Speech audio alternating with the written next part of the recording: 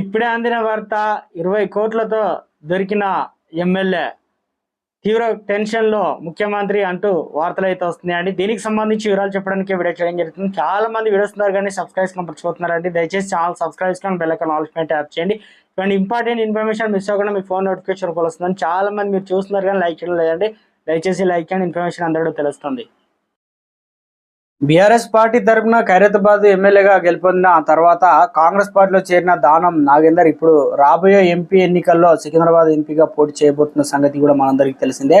అయితే ఎమ్మెల్యే పదవికి రాజీనామా చేయకుండా వేరే పార్టీకి ఫిరాయించడంపై బీఆర్ఎస్ పార్టీ నేతలు దానంపై అనర్హత వేటు వేయాలని అసెంబ్లీ స్పీకర్కు కూడా ఫిర్యాదు చేశారు. అసెంబ్లీ పార్టీ కూడా ఇక కాంగ్రెస్ పార్టీ కూడా దానంకి ఎమ్మెల్యే పదవికి రాజీనామా చేస్తేనే ఎంపీ సీట్ ఇస్తామని చెప్పారు.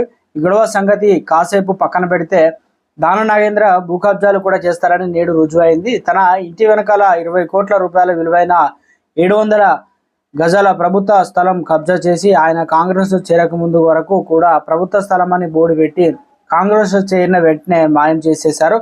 ఇలా హైదరాబాద్లో ఆయన ఎన్నో భూములను కబ్జా చేశారని కాంగ్రెస్ పార్టీ వారు ఆ కబ్జాలను విషయంలో బెదిరించే బట్టే ఆయన బీఆర్ఎస్ నుండి కాంగ్రెస్ పార్టీలోకి వెళ్లారని రాజకీయ వర్గాల్లో వినిపిస్తున్నటువంటి వార్త.